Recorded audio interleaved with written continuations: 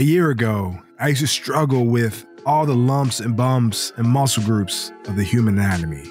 However, once I learned these 5 anatomy drawing tips, everything changed.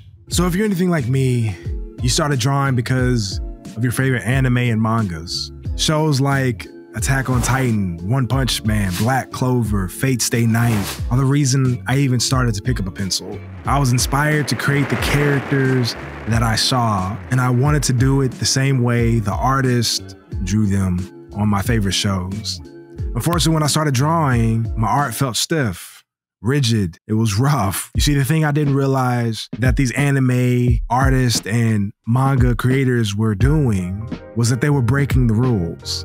They were stylizing characters in ways, but first understanding how the human body looks. And so my first tip is to first learn how to draw real life models, real people, that we can then break the rules and draw the characters we watch and we read. The next tip is not going to be sexy.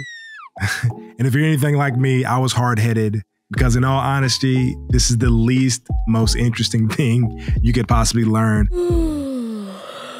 But unfortunately, this may be one of the biggest ones. And before I tell you what the tip is, let me share with you a quote.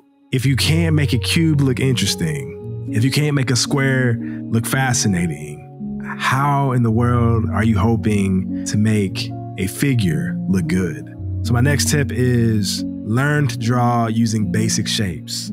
We do this because if we can understand how to draw simple shapes, when we're able to put those simple shapes in complex forms, we become better artists. The next tip was a misconception I had when I first started learning how to draw. Of course, we assume that being a good artist means you have great technique, you have great form, you know how to draw in perspective, you know how to draw poses in action. But there's a problem with that. There's a problem with how I thought about what makes someone a good artist. And my misconception, my mistake was I assumed that good artists only drew from imagination. That what makes you a great artist is that you don't need to look at anything. You can just grab a pencil and you can start to draw. And so one of the things that really helped me with anatomy was understanding the power of using references.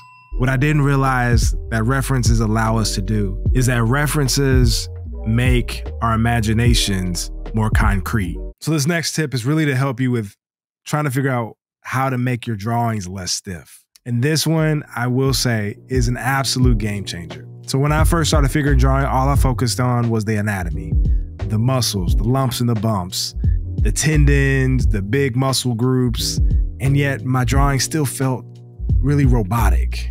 They were very boxy. They felt lifeless in a lot of ways. But when I looked at some artists on Pinterest and other art, their drawings looked more real, more fluid, as if the drawings themselves had lives of their own, had life to them. And this tip had, I would say, the biggest impact on how my drawings now look more real. And the tip is gesture drawing. Now, gesture drawing is both simple and complex. But what gesture drawing does is it gives our poses more flow, more rhythm. One of the things I think you should always have next to you is an anatomy book. I keep a few on hand, so whenever I run into situations where I'm not quite sure what the muscle group should look like in this position, or how fat should fall over a certain muscle group, I grab my anatomy book. And just like references, anatomy books are not cheating. They're simply a tool to help making our imagination more concrete, more real. See you in the next one.